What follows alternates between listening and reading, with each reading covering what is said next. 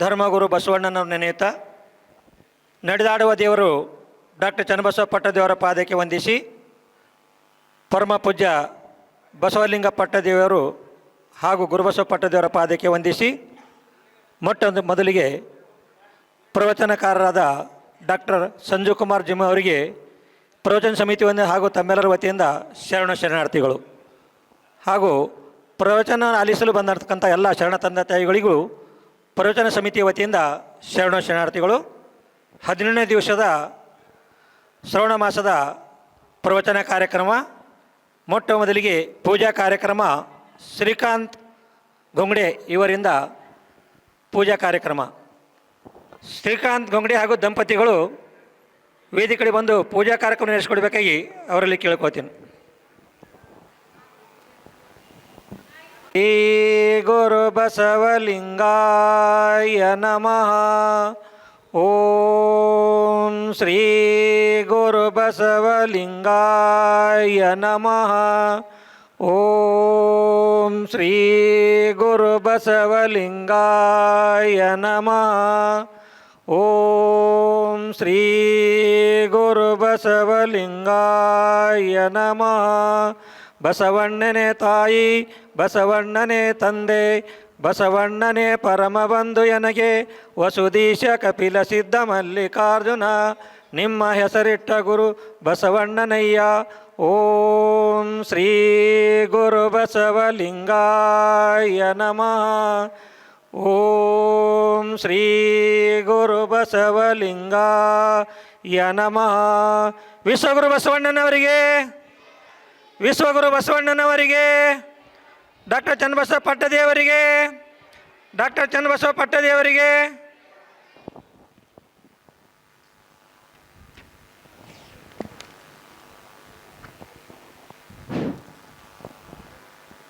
ಇವಾಗ ಸಂಜೀವ್ ಕುಮಾರ್ ಜಿಮ್ ಅವರಿಗೆ ಮಾಲಾರ್ಪಣೆ.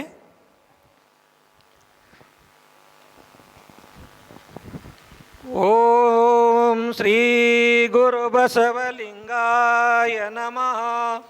ಓಂ ಶ್ರೀ ಗುರು ಬಸವಲಿಂಗಾಯ ನಮಃ. ಇವಾಗ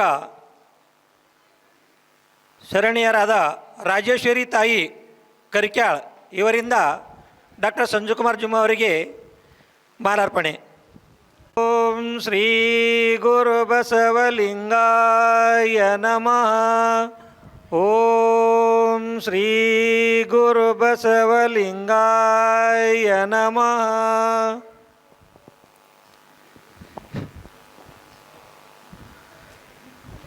ಇವಾಗ 17ನೇ ದಿವಸದ ಪ್ರವಚನ ಕಾರ್ಯಕ್ರಮ ಡಾಕ್ಟರ್ ಸಂಜೀವ್ ಕುಮಾರ್ ಜಿಮ್ ಇವರಿಂದ.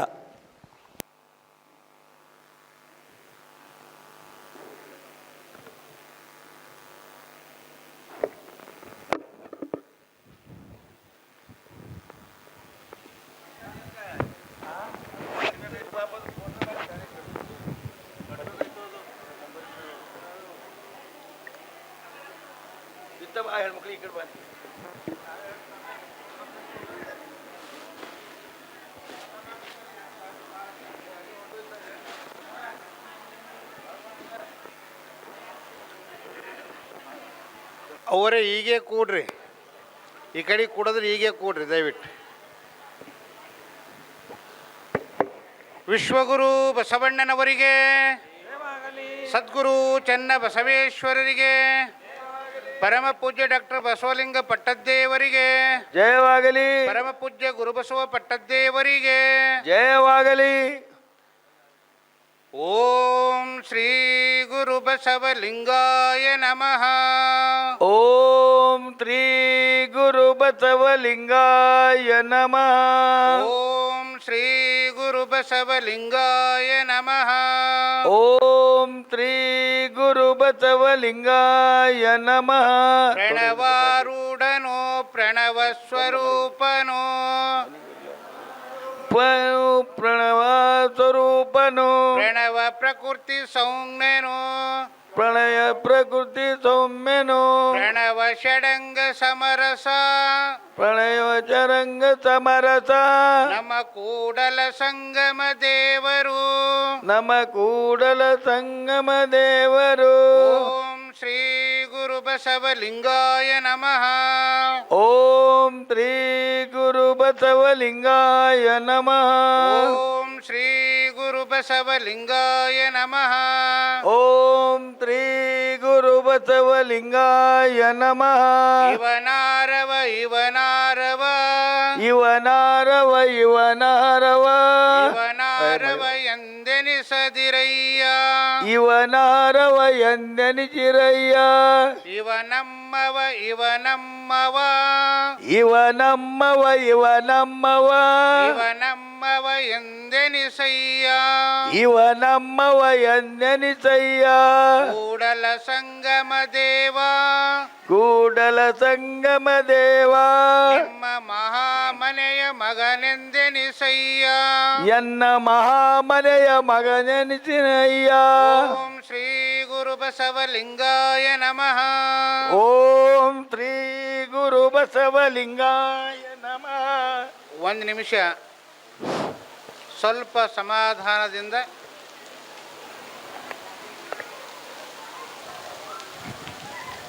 ನದಿ ಆಗಿರುವಂಥ ನೆಲೊಳಗೆ ಆಗಮಿಸಿರುವಂಥ ಇಷ್ಟು ಮಳೆಯನ್ನು ಲೆಕ್ಕಿಸದೆ ಕೆಲವು ತಾಯಂದ್ರೆ ಈಗ ಛತ್ರಿ ಹಿಡ್ಕೊಂಡು ಬಂದ್ರಿ. ನಿಮ್ಮೆಲ್ಲರ ಅಂತರಾತ್ಮಕ್ಕೆ ಅನಂತ ಕೋಟಿ ಶರಣೋ ಶರಣಾರ್ಥಿಗಳು. ಶರಣೋ ಶರಣಾರ್ಥಿಗಳು. ಚಳಿ ಬಂದಾಗ ಮುದುಡ್ಸ್ಕೊಂಡು ಕುಂತೀವಿ ಅಂದ್ರೆ ಚಳಿ ಹೆಚ್ಚಿಗೆ ಆಯ್ತವ್ರಿ ಅವರು ನೋಡಬೇಕಾದ್ರೆ. ನಮಗೆ ಚಳಿ ಆಗ್ಲತ್ತವ ಅಂತ ತಿಳ್ಕೊಂಡು ಒಂದು ಕೌಜಿ ಹಚ್ಕೊಂಡಿವಂತ ಮತ್ತೊಂದು ಕೌಜಿ ಹಚ್ಕೋಬೇಕು ಅಂತ. ಮುಂಜಾನೆ ಬೆಳಗಾಗಿ ನಾವು ಸ್ವಲ್ಪ ಎದ್ದಿನ ಮೇಲೆ ಒಂದು ಸ್ವಲ್ಪ ಏನು ಕೆಲಸ ಇಲ್ಲ ಅಂತೇಳಿ ಕಿಟಕಿ ತೆರೆದಿಟ್ಟು ನಾವು ಸ್ವಲ್ಪ ಮಲ್ಕೊಲಿಕ್ಕೆ ಹೋದೆವಂದ್ರೆ ಹಾಗೆ ನಮಗೆ ನಿದ್ದೆ ಎತ್ತಿಂದೆ ಗೊತ್ತಾಗಂಗಿಲ್ಲ. ಅದು ಜಂಪ್ ಹತ್ತೀವಲ್ಲ. ನಾವು ಶಿವ ಶಿವ ಶಿವ ಶರಣರ ವಿಚಾರಗಳನ್ನು ಹ್ಯಾಂಗೆ ಕೇಳಬೇಕು ಅಂದ್ರೆ ಜಂಪ್ ಹತ್ತಿನಂಗೆ ಕೇಳಬೇಕು, ಆನಂದ ಪಡಿಬೇಕು ಅಂತ. ಈಗ 17 ದಿವಸದ ಇವತ್ತು 18 ಸಂಡೆ 17 ದಿವಸದಿಂದ ನಾವು ಒಂದೊಂದು ವಿಷಯಗಳನ್ನು ಮೆಲುಕು ಹಾಕ್ತಾ ಬರ್ತಾ ಇದ್ದೀವಿ. ನಾವು ನಿನ್ನೆಯಿಂದ ಆರಂಭ ಮಾಡಿರುವಂಥದ್ದು ಈ ಸಂಸಾರ ಅನ್ನುವಂಥದ್ದನ್ನು ನೋಡ್ರಿ. ಹಸಿ ಆದ್ರೆ ಭೀ ತಾಳಲ್ಲ, ಬಿಸಿ ಆದ್ರೆ ಭೀ ತಾಳಲ್ಲ ಅಂತ ಒಂದು ಶಾಸ್ತ್ರ ಅದ. ಮಳೆ ಹೆಚ್ಚಾಯಿತು ಅತಿವೃಷ್ಟಿ ಆಗಿ ಹೋಯಿತು ಅಂತೀವಿ. ಮಳೆ ಕಮ್ಮಿತ್ತು ಬರಗಾಲ ಬಂದೋಯ್ತು ಅಂತ ಹೇಳ್ತೀವಿ. ಬಿಸಿಲು ಹೆಚ್ಚಿತ್ತು ಬಿಸಿಲು ಭಾಳ ಅದ ಅಂತೀವಿ. ಚಳಿ ಹೆಚ್ಚಿಗಾದರೂ ಚಳಿ ಹೆಚ್ಚಾಯಿತು ಅಂತ ಹೇಳ್ತೀವಿ. ಈ ಜೀವನ ಚಕ್ರದೊಳಗೆ ನಮ್ಗೆ ಹ್ಯಾಂಗಿದ್ರೂ ನಮಗೆ ನೆಮ್ಮದಿ ಇಲ್ಲ. ಕಡಿಮೆ ಇದ್ದರೂ ನೆಮ್ಮದಿ ಇಲ್ಲ, ಹೆಚ್ಚಾದರೂ ನೆಮ್ಮದಿ ಇಲ್ಲ. ಅದಕ್ಕೆ ನಾವು ನಿನ್ನ ನೋಡ್ಕೊಳ್ತಾ ಬರ್ತಾ ಇದ್ದೀವಿ. ಇದು ನಮ್ಮ ಬದುಕನ್ನು ಜೀವನ ಚಕ್ರದಲ್ಲಿ ತಿರುಸುವಂಥದ್ದೇ ನಮ್ಮ ಸಂಸಾರ ಅನ್ನುವಂಥದ್ದನ್ನು ಹೇಳ್ತಾರೆ. ಈ ದೇಹ ಕಂಟಿದ ಅಜ್ಞಾನವೇ ಸಂಸಾರ ಅನ್ನುವುದನ್ನು ನೋಡಿ. ನಮ್ಮ ದೇಹಕ್ಕೆ ಏನು ಅಂಟ್ಕೊಳ್ತದ ಯಾವುದು ಅಜ್ಞಾನ ಅನ್ನುವಂಥದ್ದು. ಜ್ಞಾನ ಅಂಟ್ಕೊಳ್ತು ಅಂದರೆ ಶಿವಪಥಕ್ಕೆ ಹೋಗ್ತೀವಿ, ಅಜ್ಞಾನ ಅಂಟ್ಕೊಳ್ತು ಅಂದರೆ ಇಲ್ಲೇ ಬದುಕ್ತೀವಿ. ಅವರೇ ಮಾತಾಡಬೇಡ್ರಿ ಒಂದು 20 ನಿಮಿಷ. ನಾವು ಜೀವನದೊಳಗೆ ಏನಾರ ಗಳಿಸ್ಕೊಳ್ಬೇಕು ಅಂದ್ರೆ ಸಂಪತ್ತು ಅಂತಲ್ಲ. ಹೇಳ್ತಾರೆ ಮಹಾತ್ಮರು ಹೇಳ್ತಾರೆ, ನಾವು ಒಳಗೂ ಮತ್ತು ಹೊರಗೂ ನಾವು ಸಂಘರ್ಷ ಮಾಡಬೇಕು ಅಂತ. ಹೊರಗೆ ಎದ್ರ ಜೊತೆ ಮಾಡಬೇಕು ಅಂದ್ರೆ ಪಂಚೇಂದ್ರಿಯಗಳ ಜೊತೆ ಹೊರಗೆ ಮಾಡಬೇಕು, ಅರಿಷಡ್ ವರ್ಗಗಳನ್ನು ಒಳಗೆ ಮಾಡಬೇಕು. ಈ ಹೊರಗೂ ಮತ್ತು ಒಳಗೂ ನಾವು ಒಂದು ವೇಳೆ ಸ್ಪರ್ಧೆ ಮಾಡಿದೀವಿ ಅಂದರೆ ಅದ್ರ ಜೊತೆ ನಾವು ಸ್ಪರ್ಧಾತ್ಮಕವಾಗಿ ನಾನು ಜಯಿಸ್ದೀವಿ ಅಂತಂದರೆ ನಮ್ಮ ಬದುಕು ಹಸನ ಆಗ್ತದೆ. ಸಂಸಾರ ಅಂದರೆ ಮತ್ತೊಂದೇನೂ ಅಲ್ಲ. ಒಳ ಹೊರಗೂ ಏನಾಗಬೇಕು ಅಂತಂದರೆ ನಾವು ದಿನನಿತ್ಯ ಬೆಳಗಾದರೂ ಸಹಿತ ನಾವು ಒಂದಿಲ್ಲ ಒಂದು ಆಲೋಚನೆದೊಳಗೆ ಬದುಕ್ತೀವಿ. ಅದನ್ನು ಗೆಲ್ಲಬೇಕು ಅಂದರೆ ಒಳಗೂ ಸಂಘರ್ಷ ಮಾಡಬೇಕು, ಹೊರಗೂ ಸಂಘರ್ಷ ಮಾಡಬೇಕು. ಒಳಗೆ ಅರಿಷಡ್ ವರ್ಗಗಳ ಜೊತೆ ಸಂಘರ್ಷ ಮಾಡಬೇಕು, ಹೊರಗೆ ನಾವು ಪಂಚೇಂದ್ರಿಯಗಳ ಜೊತೆ ಸಂಘರ್ಷ ಮಾಡಬೇಕು. ನಾವು ಬ್ಯಾಡ್ದಂದಿದ್ದು ನೋಡ್ತದೆ, ಬ್ಯಾಡ್ದಂದಿಂದ ಕೇಳ್ತದೆ, ಬ್ಯಾಡ್ದಂದಿಂದ ಮುಟ್ತದೆ, ಬ್ಯಾಡ್ದಂದು ಕಡೆ ಚಲಿಸ್ತದೆ. ಇವೆಲ್ಲವೆಲ್ಲ ಬೇರೆ ಬೇರೆ ಬೇರೆ ಬೇರೆ ಆಗಿ ನಮ್ಮ ಮನಸ್ಸು ವಿಚಲಿತಗೊಳಿಸ್ತದೆ. ಅರಿಷಡ್ ವರ್ಗಗಳನ್ನು ಸಹಿತ ನಾವು ನಮ್ಮ ಮುಷ್ಟಿಯಲ್ಲಿ ಇಟ್ಕೊಳ್ಬೇಕು ಅನ್ನೋದನ್ನು ನಾವು ನೋಡ್ಕೋತಾ ಬಂದೀವಿ. ಹಂಗಾದಾಗ ಮನಸ್ಸು ಈ ಮಳೆ ಬಿದ್ದರೆ ಭೂಮಿ ಹೆಂಗೆ ತಂಪಾಯ್ತದೋ ಹಂಗೆ ಶರಣರ ವಿಚಾರಗಳು ನಮ್ಮ ಬದುಕಿನೊಳಗೆ ಹೋದು ಅಂದ್ರೆ ನಮ್ಮ ಮನಸ್ಸು ನಿರ್ಲಿಪ್ತವಾಗ್ತದೆ, ಸಮಾಧಾನವಾಗ್ತದೆ, ಸಂತೃಪ್ತವಾಗ್ತದೆ. ಅದಕ್ಕೆ ಸಂಸಾರ ಸಾಗದಲ್ಲಿರ್ಪೇನು ನಾನು ಸಂಸಾರ ನಿಸ್ಸಾರವೆಂದು ತೋರಿದ ನನಗೆ ಗುರು ಹೇಳ್ತಾರೆ. ನಾ ಏನು ತಿಳ್ಕೊಂಡಿನಿ ಅಂದ್ರೆ ಸಂಸಾರ ಅನ್ನೋದೇ ಎಲ್ಲ, ಸಂಸಾರ ಅಂದರೆ ಎಲ್ಲ, ಆ ಬಂಧನ ನನಗೆ ಎಲ್ಲಕ್ಕೆ ಶ್ರೇಷ್ಠವಾಗಿರುವಂಥದ್ದು. ಆ ಬಂಧನದಿಂದ ಭಾಳ ಮುಕ್ತಿ ಸಿಗ್ತದೆ ಅಂತ ನಾನು ತಿಳ್ಕೊಂಡೀನಿ. ಅದರಿಂದ ಮುಕ್ತಿ ಇಲ್ಲಪ್ಪ, ನನಗೆ ಮುಕ್ತಿ ಯಾವಾಗ ಸಿಗ್ತದೆ ಅಂದ್ರೆ ಗುರುವಿನ ಸಾಮೀಪ್ಯದಿಂದ ಮುಕ್ತಿ ಸಿಗ್ತದೆ ಹೇಳ್ತಾರೆ. ಸಂಸಾರ ಸಂಘದಲ್ಲಿ ಇರ್ತೆ ನೋಡ ನಾನು ಸಂಸಾರ ನಿಸ್ಸಾರವೆಂದು ತೋರಿದ ನನಗೆ ಗುರು. ನಾವು ಹುಟ್ಟಿನಲ್ಲಿ ಸಂಸಾರ ಹುಟ್ಟಿತ್ತು ಅನ್ನೋದನ್ನು ನೋಡಿವಿ. ನಮ್ಮ ಜೊತೆನೇ ಸಂಸಾರ ಪರ್ವ ಆರಂಭವಾಗ್ತದೆ. ನಾವು ಹುಟ್ಟಿನಲ್ಲಿ ಸಂಸಾರ ಹುಟ್ಟಿತು ಅಂದಮೇಲೆ ಅದರಲ್ಲೇ ನನ್ನ ಲೋಕ ಅದ ಅಂತ ತಿಳ್ಕೊಂಡು ಬದುಕ್ತಾ ಇದ್ದೀವಿ. ಅದರಲ್ಲಿ ಲೋಕ ಇಲ್ಲ.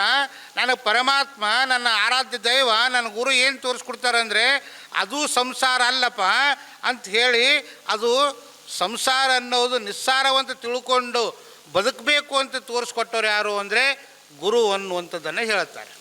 ಅವ್ರು ಮುಂದವ್ರು ಹೇಳ್ತಾರೆ, ಅಂಗವಿಕಾರದ ಸಂಘವ ನಿಲ್ಲಿಸಿ. ನೋಡಿ ಎಷ್ಟು ಅದ್ಭುತವಾಗಿರುವಂಥದ್ದು.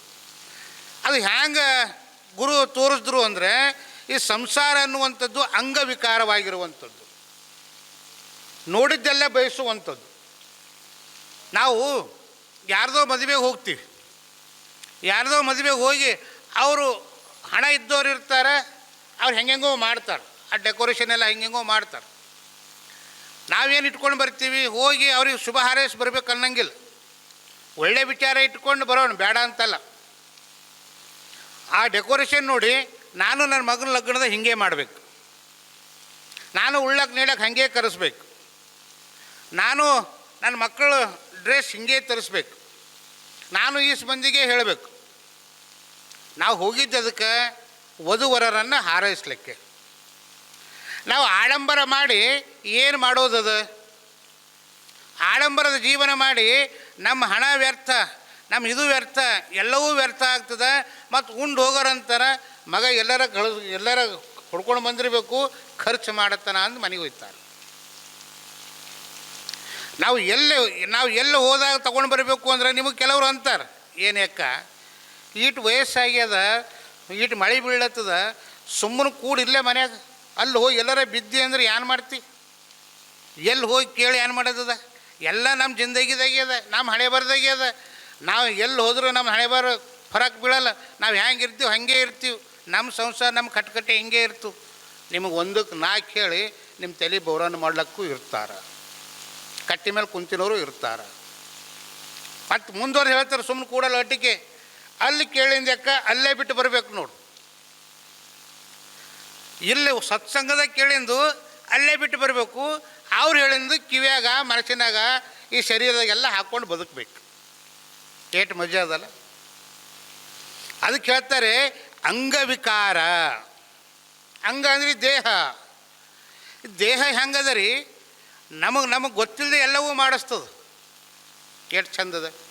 ನಾವೊಂದು ಕಿಡ್ನಿ ತಗೋಬೇಕು ಅಂತಂದ್ರೆ ಲಕ್ಷ ಕೊಟ್ಟರು ಸಿಗಲ್ಲ. ಈ ದೇಹದ ವ್ಯಾಲ್ಯೂ ಓಟದ. ಆದರೆ ಈ ದೇಹವನ್ನು ಬಳಸ್ಕೊಳ್ಳುವಂತಹ ಕಲೆಗಾರಿಕೆ ನಮ್ಮಲ್ಲಿ ಯಾಕೋ ಬರ್ತಾ ಇಲ್ಲ. ನಾವು ಹ್ಯಾಂಗೆ ಬಳಸ್ಕೊಂಡ್ರೆ ಹ್ಯಾಂಗೆ ಬೆಳೀತದೆ. ಅದು ಬೆಳೆಸುವಂಥ ಮನಸ್ಸು, ಅರಿವು ನಮ್ಮಲ್ಲಿ ಜಾಗೃತವಾಗಿರಬೇಕು. ಅರಿವು ಮನಸ್ಸಿನ ಹತೋಟಿಯಲ್ಲಿ ಹೋಯ್ತು ಅಂತಂದ್ರೆ, ದೇಹದ ಹತೋಟಿಯಲ್ಲಿ ಹೋಯ್ತು ಅಂದ್ರೆ ಈ ದೇಹ ಕಾಯ ಚೆಂದಾಗಿ ಬದುಕ್ತದೆ. ಅದಕ್ಕೆ ಹೇಳ್ತಾರೆ ಅಂಗವಿಕಾರದ ಸಂಘವೆನಿಸಿ ಲಿಂಗವ ನಂಗದ ಮೇಲೆ ಸ್ಥಾಪ್ಯ ಮಾಡಿದ ನನ್ನ ಗುರು. ನೋಡಪ್ಪ, ಅಂಗವಿಕಾರ ಅಳಿಬೇಕು ಅಂದ್ರೆ ಲಿಂಗ ಸ್ಥಾಪನೆಯನ್ನು ಮಾಡ್ಕೋ. ಲಿಂಗಧಾರಣೆ ಅಂದರೆ ನಿನ್ನ ಒಳಗಿರುವಂಥ ಅರಿವನ್ನು ಹೊರಮುಖವಾಗಿ ನೋಡುವಂಥ ಚೇತನ ಸ್ವರೂಪ. ನೋಡ್ರಿ, ನಾವು ಯಾರೋ ಲಿಂಗೈ ಕಾಯ್ದರು ಅಂತಂದ್ರೆ ಅವ್ರಿಗೊಂದು ದಾರ ಕಟ್ತೀವಿ, ನಿಮಗೆಲ್ಲ ಗೊತ್ತದ. ಒಳಗೆ ಹಾಕೋ ಟೈಮ್ನಾಗ ಒಂದು ದಾರದ ಉಂಡೆ ಇರ್ತದೆ, ಆ ದಾರ ಕಟ್ತೀವಿ. ದಾರ ಕಟ್ಟಿ ಆ ದಾರ ಮ್ಯಾಲೆ ಒಬ್ರು ಗುರುಗಳ ಕೈದಾಗ ಕೊಡ್ತಾರಿಲ್ರಿ ಅಣ್ಣಾರ? ಯಾಕೆ ಕೊಡ್ತೀವಿ ರೀ? ಯಾಕೆ ಕೊಡ್ತೀವಿ ರೀ? ಯಾನೋರು ಹಿಂದ್ಕಿನ ಹಿಡಿದು ಎಲ್ಲ ನೋಡ್ಕೊತಾ ಬಂದೀವಿ, ನಾವು ಹಾಗೆ ಕೊಟ್ಕೊತಾ ನಡೆದೀವಿ. ಏನ್ರಿ ಅಣ್ಣ? ಹಾಂ, ಇಲ್ಲ ಅಣ್ಣವ್ರು ಹೇಳ್ತಾರೆ, ಹೋಗಪ್ಪ ನೀ ಕೈಲಾಸಕ್ಕೆ ಹೋಗೋರು ಗುರುಗಳ ಕೈದಾಗ ಯಾಕೆ ಕೊಡ್ಬೇಕು ದಾರ? ಅದು ನೋಡ್ರಿ, ಅವರಿಗೆ ನೀವು ಹೋಗಪ್ಪ ಕೈಲಾಸಕ್ಕೆ ಹೋಗು ಅಂತ ದಾರ ಕೊಡ್ತೇವೆ ಅಂತ ಹೇಳ್ತಾರೆ ಅವರು. ಅದು ಸಹಜದ, ನಾವು ಹಾಗೆ ತಿಳ್ಕೊತೀವಿ. ಒಂದು ತಿಳ್ಕೊಳ್ಬೇಕು, ಚೈತನ್ಯ ಅನ್ನುವಂಥದ್ದನ್ನು, ಈ ಶವ ಅನ್ನುವಂಥದ್ದು, ಹೆಣ ಅನ್ನುವಂಥದ್ದು ಸ್ಥಾವರ ನಿರ್ಜೀವ ವಸ್ತು. ಜಂಗಮ ಅನ್ನುವಂಥದ್ದು ಚೈತನ್ಯ ವಸ್ತು. ನಿರ್ಜೀವ ವಸ್ತುವಿನ ಜೊತೆ ಚೈತನ್ಯ ವಸ್ತುವು ನಿನ್ನ ಎಲ್ಲಿ ಹೋದರೂ ಸಹಿತ ನಿನ್ನ ಬದುಕು ಹೊಸನಾಗಲಿ, ಮುಂದಿನ ಬದುಕು ಅನ್ನೋದಿದ್ರೆ ನಿಂದು ಚೆಂದ ಆಗಲಿ ಅಂತ ಆ ದಾರದ ಮೂಲಕ ಅವನಿಗೆ ಆಶ್ರಯವನ್ನು ಕೊಡುವಂಥದ್ದು ಗುರು ಮಾಡ್ತಾನೆ ಅನ್ನುವಂಥದ್ದು. ನಾವು ಯಾರು ಲಗ್ನದಾಗ ಹೋದ್ರೂ ಭೀ ದಾರ ಕಟ್ಟಲ್ದೆ ಯಾರೂ ಮಾಡಲ್ರಿ. ಇದು ನಮಗೆ ಗೊತ್ತಿರಬೇಕು.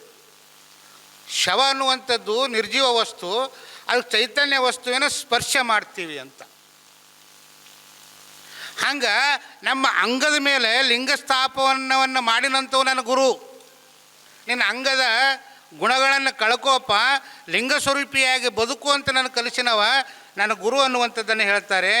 ಅದಕ್ಕೆ ಯಾಕೆ ಲಿಂಗ ಬೇಕು ನನಗೆ ಅಂದ್ರೆ, ಹಿಂದಣ ಜನ್ಮವ ತೊಡೆದು ಮುಂದಣ ಪಥವ ತೋರಿದ ನನ್ನ ತಂದೆ ಚೆನ್ನಮಲ್ಲಿಕಾರ್ಜುನನೇ ನಿಜವ ತೋರಿದ ನನ್ನ ಗುರು. ನಾ ಹಿಂದಿನ ಜನ್ಮ ಅನ್ನೋದಿದ್ರೆ ನಾ ಏನಾಗಿನೋ ಗೊತ್ತಿಲ್ಲ.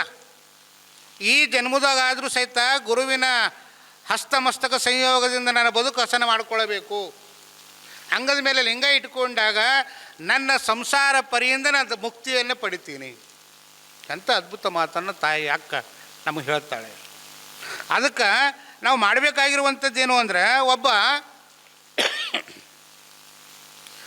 ರಾಜ ಇರ್ತಾನೆ.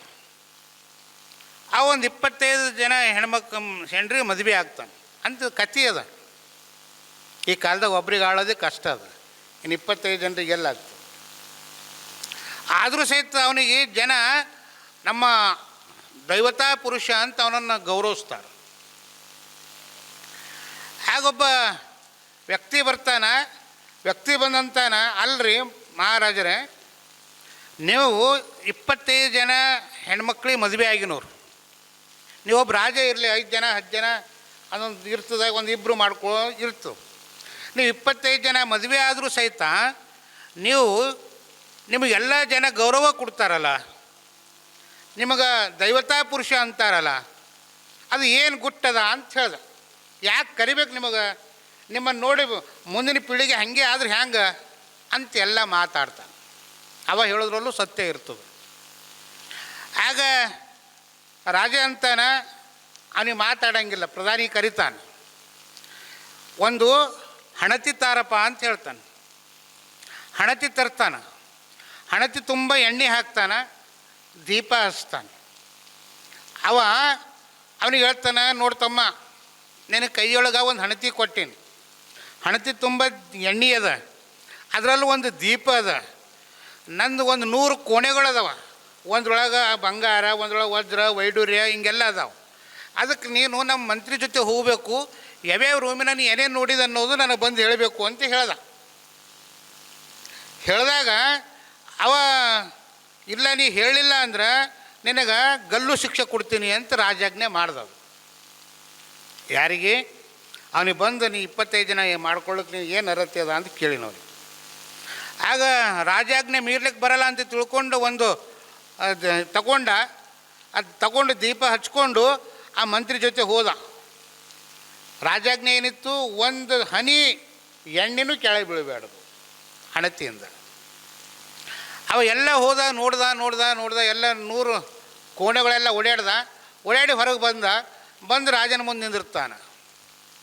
ರಾಜನ ಮುಂದೆ ನಿಂತಾಗ ಏನಾಗ್ತದೆ, ರಾಜ ಅಂತಾನೆ, ನೋಡಪ್ಪ ನಿನ್ನ ಕೈಯೊಳಗೆ ಒಂದು ಹಣತೆ ಕೊಟ್ಟೀನಿ, ಎಣ್ಣೆ ತುಂಬ ಹಾಕ್ಕೊಟ್ಟೀನಿ, ದೀಪ ಹಚ್ಕೊಟ್ಟೀನಿ, ಒಳಗೆ ಹೋಗೀನಿ, ಬೆಳಕನ್ನು ಕಂಡು ಏನೇನದ ಎಲ್ಲ ನೋಡ್ಕೊಂಡು ಬಂದೀನಿ, ನೀ ಏನೇನು ನೋಡಿದಿ, ಯಾರ ರೂಮಿನಾಗ ಏನೇನು ನೋಡಿದೆ ಅಂತ ಕೇಳ್ದವ. ಏನೇನು ನೋಡಿದಾರಿ ಅವ? ಯಾರು ರೂಮರ ನೋಡ್ದ? ಅವ ಅಂದ, ಪ್ರಭುಗಳೇ, ನಾ ಹೋಗಿದ್ದು ಸತ್ಯ, 101 ಕೋಣೆ ಓಡಾಡಿದ್ದು ಸತ್ಯ, ಆದರೆ ಯಾರ ರೂಮಿನಾಗ ಏನದ ಅಂತ ನಾನು ನೋಡಲಿಲ್ಲ. ಅವ ಅಂದ, ನಿನಗೆ ಹಣತಿ ಕೊಟ್ಟು ಬೆಳಕು ಕೊಟ್ಟು ಕಳಿಸಿನಲ್ಲಪ್ಪ, ಯಾಕೆ ನೋಡಲಿಲ್ಲ? ಅವ ಅಂದ, ನಾವು ಹೋಗುವಾಗ ಒಂದು ಮಾತನ್ನು ಹೇಳಿದ್ರಿ, ಒಂದು ಹನಿ ಎಣ್ಣೆ ಕೆಳಗೆ ಬಿತ್ತು ಅಂದ್ರೆ ನಿನ್ನ ಗಲ್ಲು ಶಿಕ್ಷೆ ಕೊಡ್ತೀನಿ ಅಂತ ಹೇಳಿದ್ರಿ. ಆ ಎಣ್ಣೆ ಕೆಳಗೆ ಬೀಳ್ತದೇನೋ ಅಂತ ತಿಳ್ಕೊಂಡು ಆ ಎಣ್ಣೆ ಕಡೆ ಲಕ್ಷ ಕೊಟ್ಟೀನಿ, ಆ ಕೋಣೆಗಳ ಕಡೆ ಲಕ್ಷ ಕೊಟ್ಟಿಲ್ಲ ಪ್ರಭುಗಳೇ ಅಂತ ಹೇಳ್ದ. ನಿಮಗೆ ಎಷ್ಟು ಜನರಿಗೆ ತಿಳಿತೋ ಇಲ್ಲೋ ಗೊತ್ತಿಲ್ಲ. ಯಾಕಂದ್ರೆ ನಿಮ್ಮ ಮುಖ ನನಗೆ ಕಾಣಿಸಲ್ಲ, ಉಂಟು ನನ್ನ ಮುಖ ನಿಮಗೆ ಕಾಣುತ್ತೋ ಇಲ್ಲೋ ಗೊತ್ತಿಲ್ಲ. ಎಂಥ ಅದ್ಭುತವಾಗಿರುವಂಥ ಮಾತು. ನಮಗೆ ಪರಮಾತ್ಮ ಏನು ಕಳಿಸ್ಯಾನ ಅಂದ್ರೆ, ಒಳಗೆ ಅಂತರಂಗದೊಳಗೆ ಚಿಜ್ಯೋತಿ ಎನ್ನುವಂಥ ಬೆಳಕನ್ನು ಕೊಟ್ಟು ಕಳಿಸ್ಯಾನ. ನೀನು ಭೂಲೋಕಕ್ಕೆ ಹೋಗಿ ಚಂದ ಬದುಕಬಾರಪ್ಪ ಅಂತ ಹೇಳಿ ಕಳಿಸ್ಯಾನ. ವಜ್ರ ವೈಡೂರ್ಯ ಅಂತಂದ್ರೆ ಅಂತಃಕರಣದಲ್ಲಿ ಪ್ರೀತಿ, ಮಾನವೀಯತೆಯಲ್ಲಿ ಮಮತೆ, ಇವೆಲ್ಲವನ್ನು ಇಟ್ಕೊಂಡು ನೀನು ಸಮಾಜದಿಂದ ಹೊರಗೆ ಬಾ ಅಂತ ಕಳಿಸ್ಯಾನ. ಆದರೆ ನಾ ಏನು ತಿಳ್ಕೊಂಡಿನಿ ಅಂದ್ರೆ, ಸಂಸಾರ ಅನ್ನುವಂಥ ಮಾಯ ಪಾಶದಲ್ಲಿ ಹೊರಗೆ ಹೋದಿ ಅಂತಂದ್ರೆ ನಾ ಏನಾಗ್ತೀನೋ ನನ್ನ ಮುಂದೆ ಏನಾರ ಸಿಗ್ತದೋ ಇಲ್ಲ ಅಂತ ತಿಳ್ಕೊಂಡು ಅಲ್ಲೇ ತೊಳ್ಳಾಡ್ತಾ ಇದ್ದೀನಿ. ಅದರದಿಂದ ಹೊರಗೆ ಬರಬೇಕು. ಅದಕ್ಕೆ ನಾನು ಈ ಪ್ರವಚನ ಸೇವಾ ಸಮಿತಿಯಲ್ಲಿ ಒಂದು ವಿನಂತಿ ಮಾಡ್ಕೊತೀನಿ. ನಾನು ಮೊದಲನೇ ದಿನವೂ ಹೇಳೀನಿ, ನಾವು ಎಷ್ಟೇ ಬಂದು ವರ್ಷಗೊಂದ್ಸಲ ಬಂದು ಯಾರೇ ಬಂದು ಗುರುಗಳು ಬಂದು ಯಾರ ಬಂದು ಅನುಭವಿಗಳು ಬಂದು ಪ್ರವಚನಗಳು ಹೋದ್ರೆ ನಮಗದು ಉದ್ಧಾರ ಆಗಂಗಿಲ್ಲ. ನಾವು ಎಷ್ಟು ಜನ ಕೇಳಿ ಎಷ್ಟು ಜನ ನಾವು ಜೀವನದಲ್ಲಿ ಅಳವಡಿಸ್ಕೊತೀವೋ ಗೊತ್ತಿಲ್ಲ. ಆದರೆ ಒಂದು ಸತ್ಯ, ಯಾರು ಲಿಂಗದೀಕ್ಷೆಯನ್ನು ತಗೊಳ್ತೀವೋ ಕನಿಷ್ಠ ಪಕ್ಷ ಒಂದಿಷ್ಟು ದಿನ ಸ್ನಾನ ಮಾಡಿ 1-2 ನಿಮಿಷ ಲಿಂಗವನ್ನು ನೋಡುವಂಥ ಮನಸ್ಥೈರ್ಯ ನಮ್ಮಲ್ಲಿ ಬರ್ತದೆ, ಅದು ಸಾರ್ಥಕವಾಗ್ತದೆ. ಅದಕ್ಕೆ ದಯವಿಟ್ಟು ನಿಮ್ಮ ಮಕ್ಕಳು ಎಲ್ಲರಿಗೂ ಇಲ್ಲಿ ಬಂದವರಿಗೆ ಒಂದು ವಿನಂತಿಯನ್ನು ಮಾಡ್ಕೊಳ್ತೇನೆ. ನಿಮ್ಮ ಮಕ್ಕಳು ಇರ್ಬೋದು, ನಿಮ್ಮ ಮನೆಯವರು ಇರ್ಬೋದು, ನೀವು ಒಬ್ಬರೇ ಅವರೊಂದ್ಸಲ ನೀವೊಂದ್ಸಲ ದೀಕ್ಷೆ ತೊಗೊಂಡಿದ್ದರೆ ಇಬ್ಬರೂ ಭೀ ತೊಗೊಳ್ಬೇಕು. ಯಾಕಂದ್ರೆ ಮುಂದೆ ದಾಂಪತ್ಯ ಬಂದಾಗ ಹೇಳ್ತೇನೆ ಅದು ಯಾಕೆ ತಗೋಬೇಕು ಅಂಥೇಳಿ. ಅದಕ್ಕೆ ನಾವು ದೀಕ್ಷಾ ಕಾರ್ಯಕ್ರಮವನ್ನು ಮಾಡಿರಿ ಅಂತ ನಾನು ಎಲ್ಲ ಕಮಿಟಿದರಲ್ಲಿ ವಿನಂತಿಯನ್ನು ಮಾಡ್ಕೊಳ್ತೇನೆ. ದೀಕ್ಷಾ ಕಾರ್ಯಕ್ರಮ ಆದರೆ ಪ್ರವಚನ ಮಾಡಿದ್ದಕ್ಕೂ ಸಾರ್ಥಕವಾಗ್ತದೆ. ಅದಕ್ಕೆ ನಾಳೆಯಿಂದಲೇ ಎಲ್ಲರ ಗಳಸಣ್ಣವರು ನಾಳೆಯಿಂದಲೇ ಇಡೀ ನಿಮ್ಮ ತಂಡ ಯಾರು ಹೆಸರು ಕೊಡೋರು ಇರ್ತೀರಿ ಅವ್ರಿಗೆ ಹೆಸರು ಕೊಟ್ಟು ಸಹಕರಿಸ್ಬೇಕು. ನಾವು ಕಮಿಟಿದವ್ರಿಗೆ ಕರ್ಕೊಂಡು ನಿಮ್ಮ ಮನೆ ಬಾಗಿಲಿಗೆ ಸಹಿತ ಬಂದು ವಿನಂತಿಯನ್ನು ಮಾಡ್ಕೊಳ್ಳೋರಿದ್ದೀವಿ. ನಮ್ಮ ಕಡೆಯಿಂದಲ್ಲ, ನಿಮ್ಮ ಕುಟುಂಬದ ಒಳಿತಿಗಾಗಿ. ನಮ್ಮ ಬದುಕಿನಲ್ಲಿ ಸಾಮರಸ್ಯ ಬೇಕು ಅಂದ್ರೆ, ನಮ್ಮ ಬದುಕಿನಲ್ಲಿ ಪ್ರೀತಿ ಬೇಕು ಅಂದ್ರೆ, ವಾತ್ಸಲ್ಯ ಬೇಕು ಅಂದ್ರೆ, ಅಂತಃಕರಣ ಬೇಕು ಅಂದ್ರೆ, ಮಾನವೀಯ ಮೌಲ್ಯ ಬೇಕು ಅಂದ್ರೆ, ಸಹೋದರತ್ವ ಬೇಕು ಅಂದ್ರೆ, ಸಹಬಾಳ್ವೆ ಬೇಕು ಅಂದ್ರೆ, ನಾವು ಸನ್ಮಾರ್ಗಕ್ಕೆ ಯಾವುದು ಉಪಯುಕ್ತ ಇರ್ತದೋ ಅದನ್ನು ಸ್ವೀಕಾರ ಮಾಡುವಂಥ ಎದೆಗಾರಿಕೆ ನಮ್ಮಲ್ಲಿ ಬರಬೇಕು ಅನ್ನುವಂಥದ್ದನ್ನು ನಿಮ್ಮಲ್ಲಿ ವಿನಂತಿಯನ್ನು ಮಾಡ್ಕೋತೇನೆ. ಅದಕ್ಕೆ ಹೇಳ್ತಾರೆ, ಈ ಮತಗೆಟ್ಟ ಜೀವ ಧರ್ಮಾಮೃತಮಂ ಸೇವಿಸದೆ. ಈ ಭವಗೆಟ್ಟಿರುವಂಥದ್ದು ಇದು, ಮೋಹದಲ್ಲಿ ಬಿದ್ದಿರುವಂಥ ದೇಹ ಅದ ಇದು. ಅದಕ್ಕೆ ಅದು ಯಾವ್ದು ಹೇಳಿದ್ರು ಸಹಿತ ಅದಕ್ಕೆ ಸರಿ ಹೊಂದಲ್ಲ ಅಂತ ನಿಮಗೆ ಭಾಳ ಚಂದ ಒಂದು ಉದಾಹರಣೆ ಕೊಡ್ತೀನಿ. ಹಲಸಿನ ಹಣ್ಣು ಎಲ್ಲರೂ ನೋಡಿರಬೇಕು ಅಂತ ತಿಳ್ಕೊಂಡೇನೆ. ನಾನು ಕಾರವಾರಕ್ಕೆ ಆಗ ಅಪ್ಪವರು ಟೀಚರಿಗೆ ಕರ್ಕೊಂಡು ಬರ್ಲಿಕ್ಕೆ ಕಳಿಸ್ತಿದ್ರು ನನಗೆ. ಪಾಪ ನಮ್ಮ ಟೀಚರ್ ಏನು ಮಾಡ್ತಿರೋ ಅಂದ್ರೆ ಒಂದು 8-10-15 ಬಸ್ ಒಯ್ತಿದ್ದೆವು. ಆ ಬಸ್ಸಿನಾಗ ಸರ್ ಹಲಸಿನ ಹಣ್ಣು ಒಯ್ಯಿರಿ, ನೀವು ಒಯ್ಯಿರಿ, ಅಪ್ಪಾಜಿ ಭೀ ಕೊಡ್ರಿ ಅಂತ ಹೇಳ್ತಿದ್ರು. ಹಲಸಿನ ಹಣ್ಣು ನೋಡಿರಿ ನೀವೆಲ್ಲ. ನಾವು ಹಲಸಿನ ಹಣ್ಣು ಅದು ಹೊಸದಿನ ಕೇಳಿದ ಶುರು ಹೋಗಿನಾಗ. ಹಲಸಿನ ನಾವು ಎಂದೂ ಕೊಯ್ದವರು ಅಲ್ಲ, ತಿಂದವರು ಅಲ್ಲ.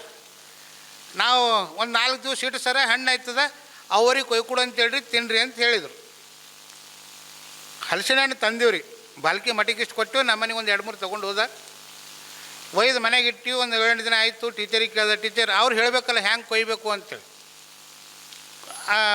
ಸರ್ 4-5 ದಿನ ಆದ್ರೆ ಅದು ಹಣ್ಣು ಆಗ್ತದೆ, ತಿನ್ನಿರಿ ಅಂತ ಹೇಳಿದರು. ನಮ್ಮ ಮಗು ಅಂದ, ಯಾವಾಗ ಕೊಯ್ಕೊಡು ನಾವು ತಿಂಬರಿ ಅಂತ ಹೇಳ್ದ. ನಮ್ಮ ಮಗು ಏನು ಮಾಡಿದಳು ಅಂದ್ರೆ ಅದಕ್ಕೆ ಆ ಸ್ವರಕ್ಕೆ ಕೊಯ್ದಂಗೆ ಕೊಯ್ದಳು. ಹಿಂಗೆ ಉದ್ದಕ್ಕೆ ಇರ್ತಿತ್ತು, ಹಿಂಗೆ ಕೊಯ್ದುಳ್ರಿ. ಅದು ಕೊಯ್ದಳು, ಅದು ಇಳಿಗೆಗೆ ಮೆತ್ಕೊಲತ್ತು.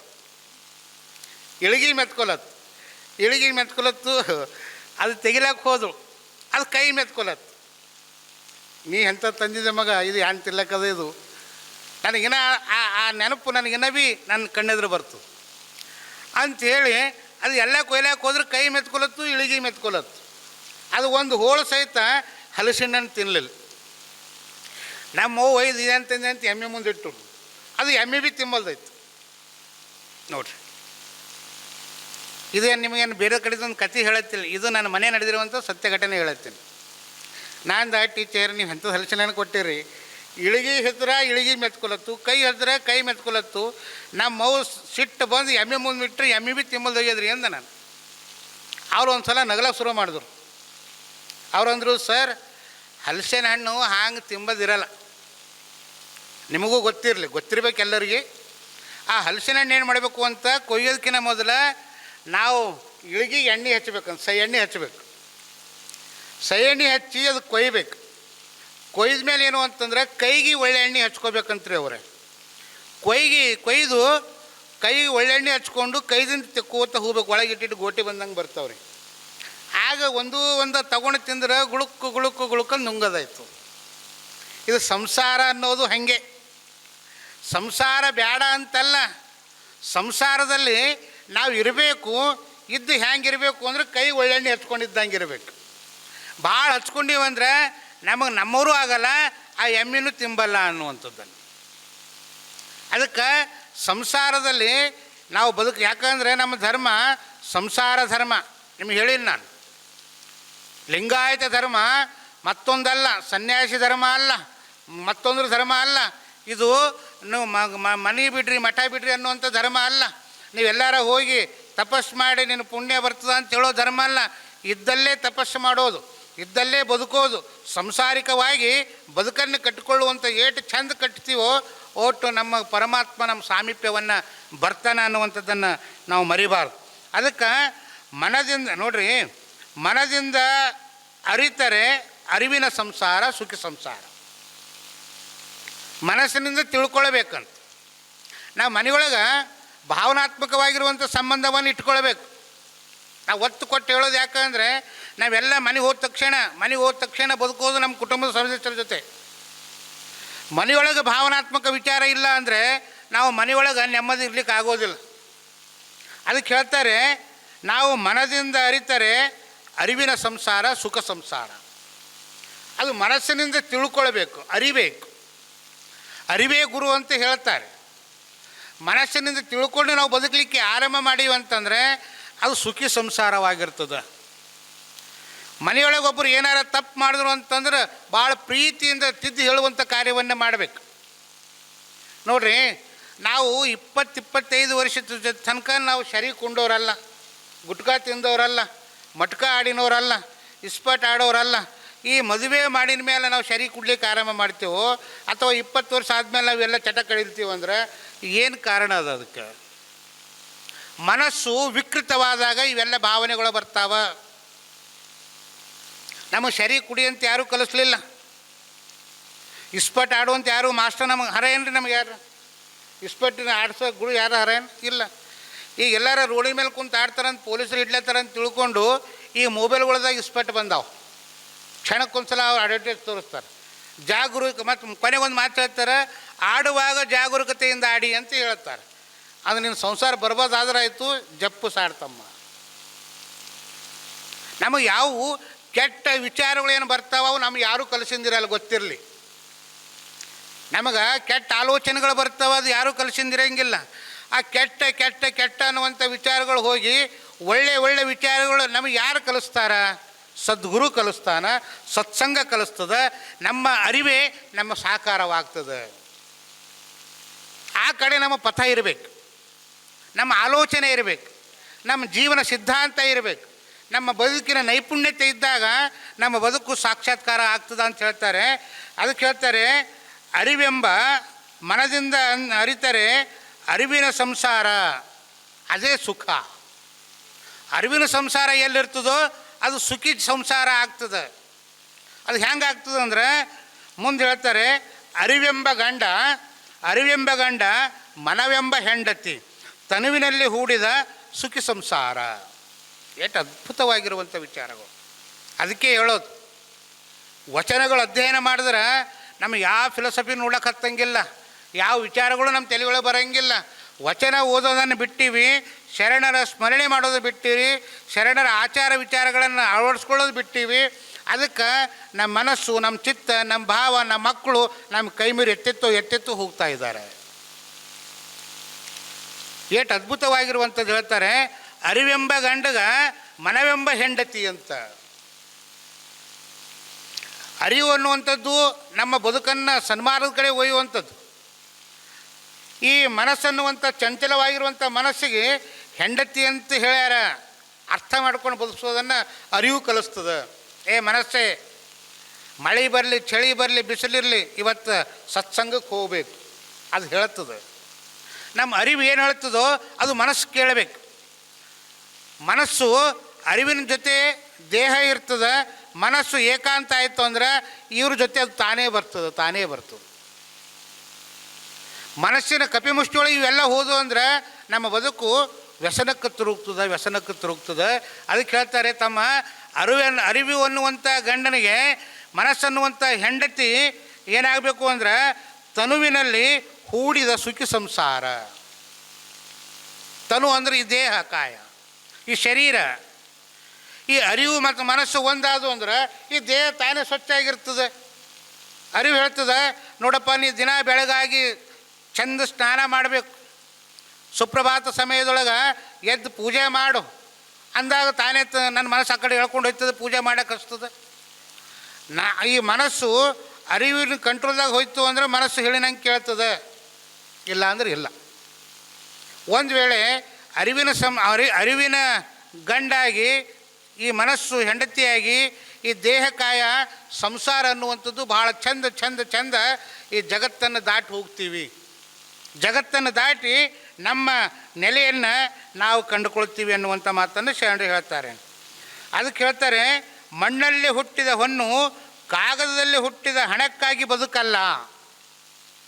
ನೋಡ್ರಿ, ಒಬ್ಬರು ಮಹಾತ್ಮರು ಹೇಳ್ತಾರೆ, ಮಣ್ಣಿನಲ್ಲೇ ಬಂಗಾರ ಎಲ್ಲಿ ಸಿಗ್ತದೆ?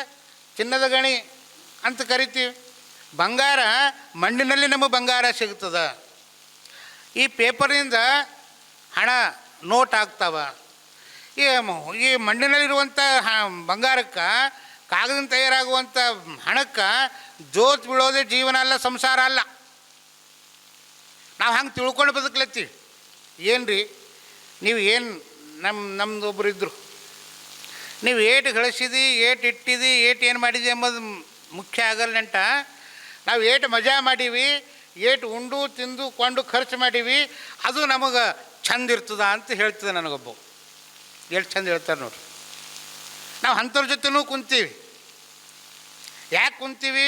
ಎಲ್ಲರ ಜೊತೆ ಇದ್ದು ಇಲ್ದಂಗಿರಬೇಕು.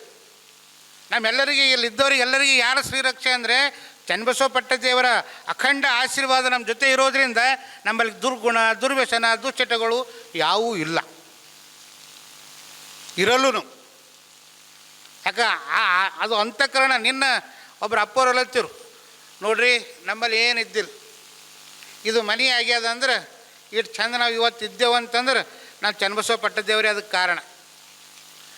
ಅವ್ರು ಇರ್ತಿಲ್ಲ ಅಂದ್ರೆ ನಾವು ಏನಾಗ್ತಿದ್ದೋ ಕೊನೆ ಇಲ್ಲ. ನಾ ಮನುಷ್ಯನಾಗ ಅವ್ರಿಗೆ ನಂಬಿ ಬೇಡ್ಕೊಂಡ್ರೆ ನಂಗೆ ಎಲ್ಲವೂ ಚಂದ ಆಯ್ತದ್ರಿ ಅಂತ ಹೇಳಿದ್ರು. ಇದಕ್ಕಿಂತ ದೊಡ್ಡದು ಯಾವುದದ ರೀ? ಇದಕ್ಕಿಂತ ದೊಡ್ಡದು ಯಾವುದೂ ಇಲ್ಲ.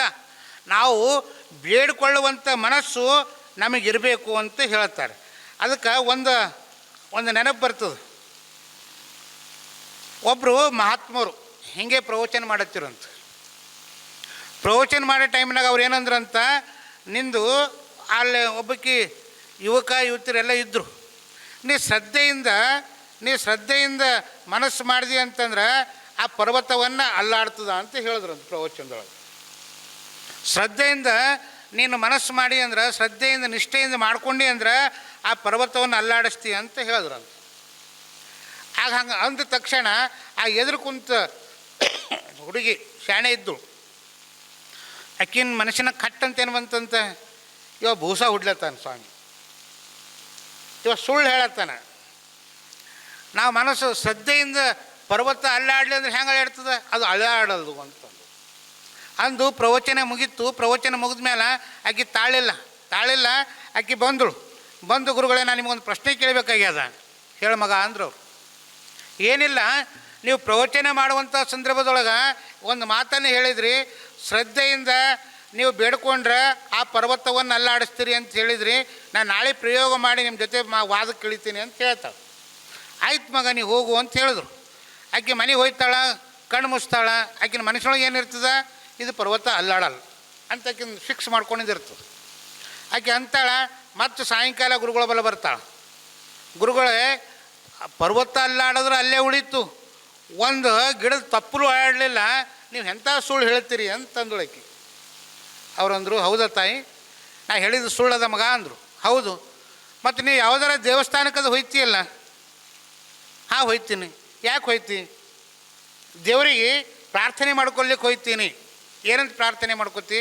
ಪರಮಾತ್ಮ, ನಂದು ಅಭ್ಯಾಸ ಚಂದ ಮಾಡು, ನನಗೆ ವಿದ್ಯೆ ಕೊಡು, ಬುದ್ಧಿ ಕೊಡು ಅಂತ ಬೇಡ್ಕೊಳಕ್ಕೆ ಹೋಗ್ತೀನಿ. ನನಗೆ ಪರಮಾತ್ಮ ಹೊರ ಕೊಟ್ಟನೇನವ ಅಂತ ಕೇಳಿದ್ರು ಅವ್ರು. ಪರಮಾತ್ಮ ಹೆಂಗೆ ಕೊಡ್ತಾನೆ ರೀ ಅಂದೊಳಕ್ಕೆ. ಪರಮಾತ್ಮ ಹೆಂಗೆ ಕೊಡ್ತಾರೆ?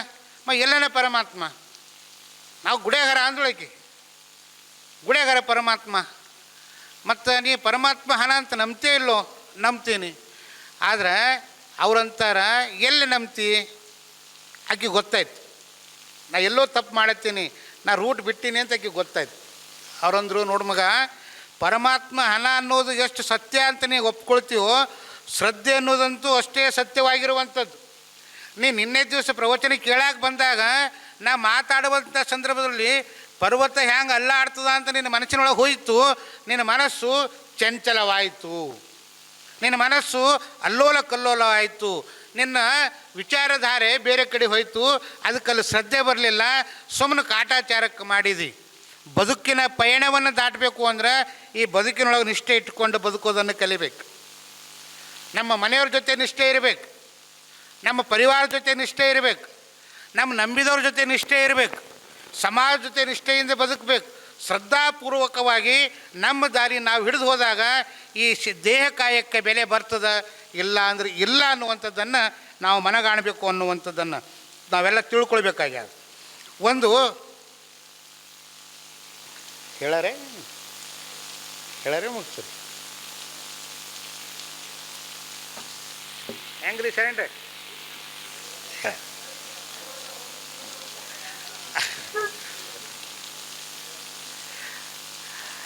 ಒಂದು, ನಾವು ಹ್ಯಾಂಗೆ ಬದುಕ್ಲತ್ತೀವಿ ಜೀವನದೊಳಗೆ, ನಾವು ಹ್ಯಾಂಗೆ ಬದುಕ್ಲತ್ತೀವಿ ಅಂದ್ರೆ ನೋಡ್ರಿ, ನೀವು ಮನೆಗೆ ಕಿರಾಯಲ್ಲಿ ಕೊಡ್ತೀರಲ್ರಿ, ನಾನು ನಿಮ್ಮ ಮನೆಗೆ ಬಂದು ಕಿರಾಯಲ್ಲಿ ಉಳಿತೀನಿ.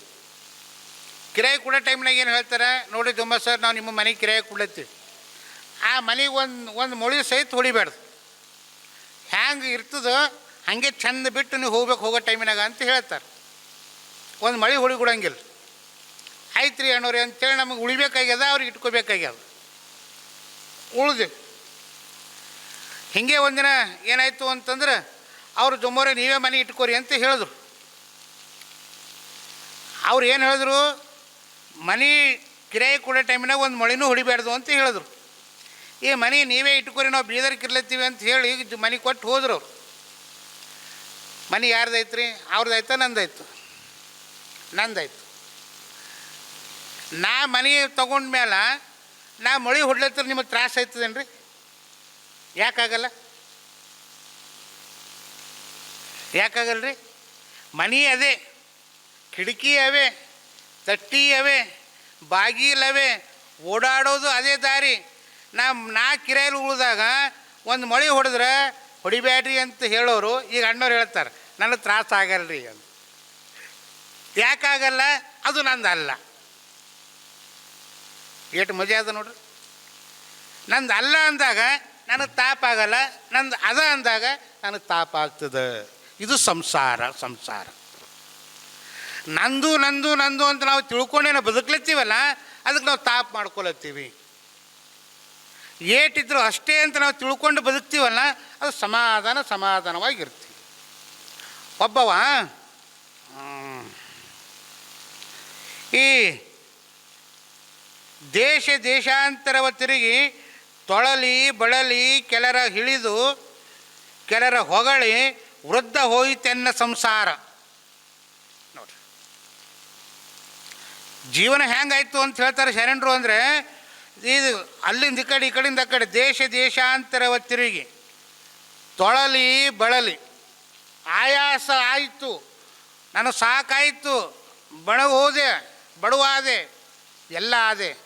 ಆದರೂ ಸಹಿತ ಹೆಂಗೆ ಬಡವಾದ ನಾನು ಅಂದರೆ ಅವರನ್ನು ಟೀಕೆ ಮಾಡಿ, ಇವರನ್ನು ತೆಗಳಿ, ಅವ್ರು ಹಾಗೆ ಹೆರ, ಇವ್ರು ಹಿಂಗೆ ಹೆರ, ಅವ್ರು ಅದೇ ಮಾಡ್ತಾರೆ, ಅವ್ರು ಇದೇ ಮಾಡ್ತಾರೆ. ಹೊರಗಿನವ್ರಿಗೆ ಅಂಬೋದು ಬಿಡ್ರಿ, ನಾವು ಒಳಗಿನವರಿಗೆ ಚಾಲೋ ಮಾಡಿ. ಒಳಗಿನವ್ರಿಗೆ ಎಂದೂ ನಾವು ಮಾತಾಡ್ಲಿಕ್ಕೆ ಹೋಗಬಾರ್ದು. ಲಿಂಗವಂತನ ಅವಗುಣಕ್ಕೆ ಮುನಿವನಲ್ಲದೆ ಲಾಂಛನಕ್ಕೆ ಮುನಿ ಅನ್ನುವಂಥ ನಮ್ಮ ಶರಣರು ಹೇಳ್ಯಾರ, ಗೊತ್ತಿರಲಿ. ನಾವು ತಪ್ಪು ಮಾಡಿನಾಗ ನಮ್ಮ ತಂದೆ ತಾಯಿ ಬೈತಾರ ಅನ್ನೋದು ನಮ್ಮ ತಲೆ ಒಳಗಿರಲಿ. ನಾವು ತಪ್ಪು ಮಾಡಿನಾಗ ನಮ್ಮ ಅತ್ತಿ ನನಗೆ ಬೈತಾಳ ಅನ್ನುವಂಥದ್ದು ನನ್ನ ಮಾನಸಿಕವಾಗಿ ಬದ್ಧತೆಯಲ್ಲಿ ಇರಬೇಕು. ತಪ್ಪು ಮಾಡಿನಾಗ ಸೊಸಿನ ಎಲ್ಲೋ ತಪ್ಪು ಮಾಡಿಲ್ಲತ್ತಿನಂತ ತಿಳ್ಕೊಂಡು ಅನುಭವದಲ್ಲಿ ಹಿರಿಯ ಕಿರಿಯರುಂಟೆ ಅನ್ನುವಂಥ ಶರಣರ ವಾಣಿಯನ್ನು ಅತ್ತಿ ಇದ್ದವಳು ತಗೊಂಡಾಗ ಸಂತೃಪ್ತವಾಗಿರುವಂಥ ಸಂಸಾರ ನಡೀತದ. ಅವ್ರ ಪಾಡಿಗೆ ಅವ್ರು ಚಂದ ಬದುಕೋದನ್ನು ನಾವು ಕಣ್ತುಂಬ ನೋಡಿ ಆನಂದ ಪಡಬೇಕು. ಆನಂದ ಪಡೋದನ್ನು ಬಿಟ್ಟು ನಾವು ಹಿಂದಕ್ಕೆ ಹಿಂಗೆ ಇದ್ದೇವೇನು, ನಾವು ಹಿಂದಕ್ಕೆ ಹಿಂಗೆ ಮಾಡ್ತಿದ್ದೇವೇನು, ನೀವು ಹಿಂದಕ್ಕೆ ಸಿಕ್ಕಿಲ್ಲ ಮಾಡಿಲ್ಲಪ್ಪ, ಈ ಸಿಗ್ತದೆ ಮಾಡಲಿ. ಈಟೆ ನಮ್ಮ ಸಂಸ್ಕೃತಿ ಸಂಸ್ಕಾರವನ್ನು ಬಿಟ್ಟು ಮಾಡಬಾರ್ದು. ಅದು ಒಂದು ಕಟ್ಟಪ್ಪಣೆ ಹಾಕಬೇಕು. ಎಲ್ಲಿ ನಮ್ಮ ಸಂಸ್ಕೃತಿ ನಮ್ಮ ಸಂಸ್ಕಾರ ಬಿಟ್ಟು ಮಾಡ್ತೀವೋ ಅದು ವ್ಯರ್ಥವಾಗಿರುವಂಥ ಜೀವನವಾಗ್ತದೆ, ವ್ಯರ್ಥವಾಗಿರುವಂಥ ಬದುಕಾಗ್ತದೆ, ವ್ಯರ್ಥವಾಗಿರುವಂಥ ಆಲೋಚನೆ ಆಗ್ತದೆ, ವ್ಯರ್ಥವಾಗಿರುವಂಥ ಸಂಸಾರದ ಅಣಿ ಆಗ್ತದೆ. ಅದಕ್ಕೆ ಹೇಳ್ತಾರೆ, ಈ ಗಿರಿಯ ಶಿಖರ ಮೇಲೆ ಲಿಂಗ ಧ್ಯಾನದಲ್ಲಿ ಮೌನವಾಗಿರು ಶನ್ನ ಸಕಳೇಶ್ವರ. ನನಗೇನು ಮಾಡು ಅಂದ್ರೆ ನಿನ್ನ ಧ್ಯಾನದಲ್ಲಿ ನನ್ನನ್ನು ತಲ್ಲೀನನ್ನಾಗಿ ಮಾಡು, ನನ್ನನ್ನು ತಲ್ಲೀನನಾಗಿ ಮಾಡು, ನನ್ನ ಬದುಕನ್ನು ಈ ಭವಪಾಶದಿಂದ ಮುಕ್ತಿಯನ್ನು ಕೊಡು. ಆ ಕೊಟ್ಟಾಗ ಈ ಸಂಸಾರ ಅನ್ನುವಂಥದ್ದನ್ನು ನಾನು ಮೋಕ್ಷ ಪಡಿತೀನಿ ಅನ್ನುವಂಥದ್ದನ್ನು ಶರಣರು ಹೇಳ್ತಾರೆ. ಭಾಳ ಒಳ್ಳೆಯದು. ಒಂದು ಇನ್ನೊಂದೇನು ಅಂತಂದರೆ, ಇಬ್ಬರು ವಯಸ್ಸಾದ ಅಜ್ಜಿ ಇರ್ತಾರೆ. ವಯಸ್ಸಾದ ಅಜ್ಜಿ ಇರ್ತಾರ, ಅವನಿಗೆ ಕಿವಿ ಕೇಳಿಸಲ್ಲ, ಆಕೆಗೂ ಕಿವಿ ಕೇಳಿಸಲ್ಲ. ಭಾಳ ಚಂದದ. ಅವರಿಬ್ರಿಗೂ ಕಿವಿ ಕೇಳಿಸಲ್ಲ. ಆದರೂ ಮುಂಜಾನೆ ಸ್ನಾನ ಮಾಡಿದ ತಕ್ಷಣ ಹೊರಗೆ ಬಂದು ಅವ ಪೇಪರ್ ತಂದು ಪೇಪರ್ ಏನೋ ಓದ್ತಿದ್ದ, ಆಕೆ ಏನೋ ಕೇಳ್ತಿದ್ರು. ಹೌದಾ ಹಿಂಗ ಅಂತ ಆಕೆ ಅನ್ಬೇಕು, ಅವ ಏನೋ ಹೇಳಬೇಕು. ಅವರಿಬ್ಬರು ಒಂದು ತಾಸು ಕೂಡ್ತಿದ್ರು. ಆಗ ಮೊಮ್ಮಕ್ಕಳು ಹುಷಾರಿರ್ತಾವೆ. ಮೊಮ್ಮಗ ಹೋಗಂದ ಮುತ್ಯ ಕೇಳ್ತಾನೆ, ಮುತ್ಯ ನಮ್ಮ ಆಯಿಗೆ ಕಿವಿ ಕೇಳಿಸಲ್ಲ, ನಿನಗೂ ಕಿವಿ ಕೇಳಿಸಲ್ಲ, ಆಕಿಗೆ ನೀ ಪೇಪರ್ ಓದಿ ಏನೋ ಹೇಳ್ತಿ, ಆಕಿ ಏನೇನೋ ಅಂತಾಳ, ಅದು ಏಟ್ರ ಮಟ್ಟಿಗೆ ನೀವು ಇಬ್ಬರು ತಿಳ್ಕೊತೀರಿ ಅಂತ ಕೇಳ್ತಾನೆ. ಅವ ಅಂತಾನ, ಅಲ್ಲಪ್ಪ, ನಾನು ನಮ್ಮ ಸಂಸಾರ ಹ್ಯಾಂಗ ಅಂದ್ರೆ, ನಮ್ಮ ವಿಚಾರಗಳು ಹ್ಯಾಂಗ ಅಂದ್ರೆ, ನಾನು ಮದುವೆ ಆಗಿನ ದಿನ ನಿಮ್ಮ ಆಯಿಗೆ ಹ್ಯಾಂಗೆ ನೋಡಿನಲ್ಲ, ಇವತ್ತಿಗೂ ಹಾಗೆ ನೋಡತ್ತೀನಿ ಅಂದವ. ಮದುವೆ ಆದ ದಿನ ನೋಡಿ ನಾವೆಲ್ಲ ಕಲ್ಪನೆ ಮಾಡ್ಕೊಳ್ಳೋಣ. ನನ್ನ ಮದುವೆ ದಿವಸ ನನ್ನ ಗಂಡನನ್ನು ಹ್ಯಾಂಗೆ ನೋಡೀನಿ ಅಂತ ಕಲ್ಪನೆ ಮಾಡ್ಕೊಳ್ಳೋಣ. ಇವತ್ತು ನಾವು ಕಲ್ಪನೆ ಮಾಡ್ಕೊಳ್ಳೋಣ. ಅದಕ್ಕೆ ಹೇಳ್ತಾರೆ ಒಬ್ಬರು, ಈಗ ಶುರು ಲಗ್ನ ಆಗಿಂದ ಒಂದು 6 ತಿಂಗಳ ತನ ಏನು ಅಂದ್ರೆ ಏನಂತೀರು, ಪ್ರಾಣಸಖಿ ಅಂತಿದ್ದಂತ. ಹೆಣತಿಗೆ ಪ್ರಾಣಸಖಿ ಅಂದ.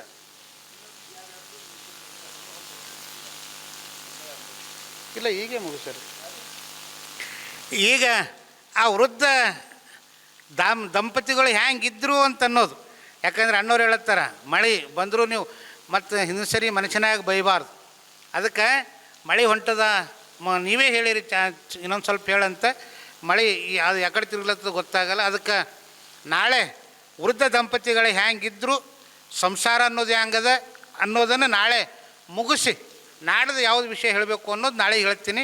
ಸರಿಯಾಗಿ ತಾವೆಲ್ಲರೂ 6 ಗಂಟೆಗೆ ಮತ್ತೆ ಈ ಅನುಭವ ಮಂಟಪದೊಳಗೆ ಆಸೀನರಾಗೋದ್ರ ಮೂಲಕ ನಾವೆಲ್ಲ ಶರಣರ ವಿಚಾರಗಳನ್ನು ಆಲಿಸೋಣ ಅಂತ ಹೇಳ್ತಾ, ನಿಮ್ಮೆಲ್ಲರ ಇಷ್ಟು ಮಳೆ ಇದ್ದರೂ ಸಹಿತ ಪಿಟುಕ್ ಅಲ್ಲಾರದೆ ಶಾಂತ ರೀತಿಯಿಂದ ಕುಂತಿರುವಂಥ ನಿಮ್ಮೆಲ್ಲರ ಅಂತರಾತ್ಮಕ್ಕೆ ಅನಂತ ಶರಣಾರ್ಥಿಗಳು. ಶರಣಾರ್ಥಿಗಳು.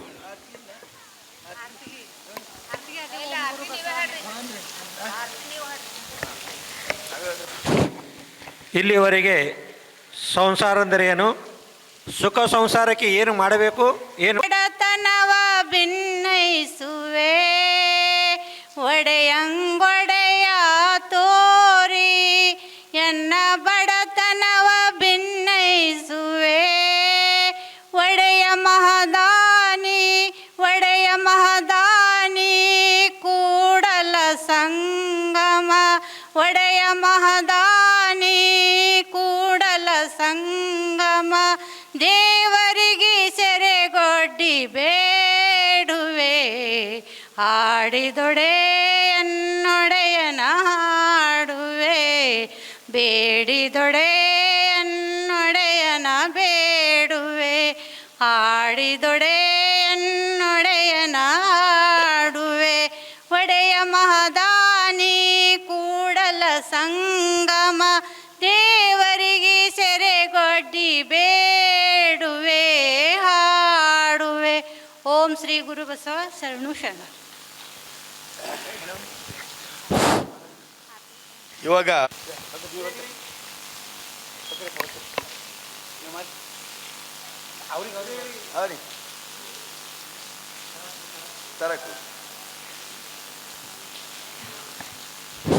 ಚಪ್ಪಳೆ ಹೊಡ್ರಿ ಎಲ್ಲರೂ ಸ್ವಲ್ಪ ಫೋಟೋ ತಗೊಂಡಿದ್ದು